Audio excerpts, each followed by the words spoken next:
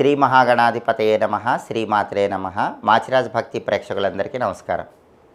June 25 బుధవారం జ్యేష్ఠ అమావాస్య సందర్భంగా ఎలాంటి విధి విధానాలు పాటిస్తే సమస్త శుభాలు చేకూరుతాయో ఈ వీడియోలో మనం తెలుసుకుందాం. జ్యేష్ఠ పౌర్ణమి రోజు వటసావిత్రి వ్రతం అందరూ చేసుకుంటారు. అంటే ఆడవాళ్ళు మర్రి చెట్టు దగ్గరకు వెళ్ళి మర్రి చెట్టు దగ్గర దీపం పెట్టుకొని మర్రి చెట్టుకు ప్రదక్షిణాలు చేస్తారు. అయితే కొన్ని ధర్మశాస్త్ర గ్రంథాలు ఏం చెప్పినాయి అంటే, జ్యేష్ఠ పౌర్ణమి రోజు వటసావిత్రి వ్రతం చేసుకోలేని వాళ్ళు, అంటే మర్రి చెట్టు దగ్గరకు వెళ్ళి దీపం వెలిగించుకోలేని వాళ్ళు, మర్రి చెట్టుకు ప్రదక్షిణలు చేసుకోలేని వాళ్ళు, దానికి ప్రత్యామ్నాయంగా జ్యేష్ఠ అమావాస్య రోజు కూడా మర్రి చెట్టును పూజించవచ్చని ధర్మశాస్త్ర గ్రంథాల్లో చెప్పారు. కాబట్టి జూన్ 25 బుధవారం జ్యేష్ఠ అమావాస్య అయింది. ఆ రోజు మర్రి చెట్టు దగ్గరకు వెళ్ళండి. ఆడవాళ్ళు మర్రి చెట్టు దగ్గర పసుపు కుంకుమ గంధం వేసి మర్రి చెట్టు దగ్గర కొన్ని పుష్పాలు ఉంచి అక్కడ దీపం పెట్టి ప్రదక్షిణాలు చేసుకోండి. భర్తకున్న అపమృత్యు దోషాలు తొలగిపోతాయి, దీర్ఘ సుమంగళితత్వం కలుగుతుంది, కుటుంబంలో అందరూ కూడా చక్కగా అభివృద్ధి చెందుతారు. అలాగే జ్యేష్ఠ అమావాస్య రోజు శివ పూజ చేస్తే మంచిదని ప్రామాణిక గ్రంథాలు చెప్తున్నాయి. కాబట్టి ఆ రోజు అందరూ శివాలయానికి వెళ్ళి శివ దర్శనం చేసుకోండి, శివుడికి అభిషేకం చేయించుకోండి. కుదరకపోతే ఇంట్లో శివలింగం ఉంటే దానికైనా అభిషేకం చేసుకోండి. అలాగే జ్యేష్ఠ అమావాస్య రోజు కొన్ని దానాలు ఇస్తే మంచిది. ధాన్యం దానం ఇస్తే మంచిది, వస్త్రాలు దానం ఇస్తే మంచిది, పుస్తకాలు దానం ఇస్తే మంచిది. వీటిలో ఏదైనా దానం ఇవ్వండి. అలాగే శనికి తైలాభిషేకం చేయించుకున్న చాలా మంచిది. జాతక శని దోషాలు ఉన్నవాళ్ళు నవగ్రహ ఆలయానికి వెళ్ళి శని భగవానుడికి నువ్వుల నూనెతో అభిషేకం చేయించుకోండి.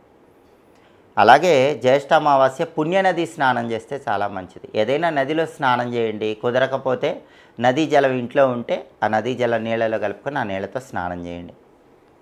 అదేవిధంగా సూర్యుడికి అర్ఘ్యం ఇవ్వాలి.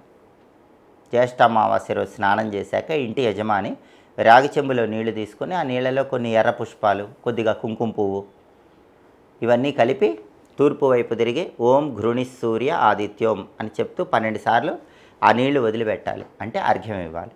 తూర్పు వైపు ఏదైనా మొక్కలో ఆ నీళ్లు వదిలిపెట్టచ్చు. సూర్యుడికి అర్ఘ్యం ఇస్తే మంచిది. అలాగే రావి చెట్టు దగ్గర కూడా ఒక విధి విధానం పాటించాలి. జ్యేష్ఠ అమావాస్య రోజు రావి చెట్టు దగ్గరికి వెళ్ళి సాయంకాలం పూట రావి చెట్టు దగ్గర నీళ్లు పోయాలి. రావి చెట్టు దగ్గర దీపం వెలిగించి ప్రదక్షిణలు చేయాలి. ఇవి తప్పకుండా చేసుకోవాలి. అలాగే పితృదేవతా స్తోత్రం అని ఉంటుంది. ఆ పితృదేవతా స్తోత్రం వింటే చాలా మంచిది. అలాగే అమావాస్య రోజు ఉగ్రదేవతల ఆలయ దర్శనం అనుకూల ఫలితాలను ఇస్తుంది. కాబట్టి దుర్గా, కాళీ, చండి, మహిషాసురమర్ధిని ఇలా ఉగ్రదేవతల ఆలయానికి వెళ్ళి ఉగ్రదేవతల ఆలయంలో దర్శనం చేసుకుంటే కూడా అద్భుత ఫలితాలు కలుగుతాయి.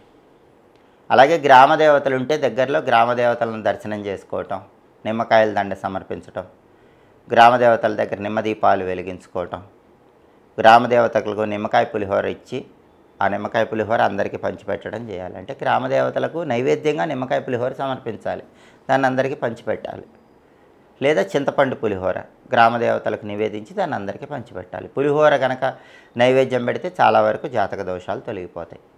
జ్యేష్ఠ అమావాస్య సందర్భంగా ఈ విధులలో మీకు ఏవి అనుకూలంగా ఉంటే వాటిని ఆచరించండి. సమస్త శుభాలను సిద్ధింపజేసుకోండి. పండుగల సందర్భంగా ఎలాంటి విధి విధానాలతో పూజలు చేస్తే అదృష్టము, ఐశ్వర్యము కలిసి వస్తాయో తెలుసుకోవాలనుకుంటున్నారా? అలాగే జాతకంలో ఉన్న దోషాలను తొలగింపజేసుకోవటానికి ఎలాంటి సులభమైన పరిహారాలు పాటించాలో తెలుసుకోవాలనుకుంటున్నారా? అయితే మా మాచిరాజ్ భక్తి ఛానల్ చూడండి. మా వీడియోస్ మీకు నచ్చినట్లయితే మా ఛానల్ లైక్ చేయండి, కామెంట్ చేయండి. మా ఛానల్ వీడియోస్ 10 మంది మిత్రులకు షేర్ చేయండి.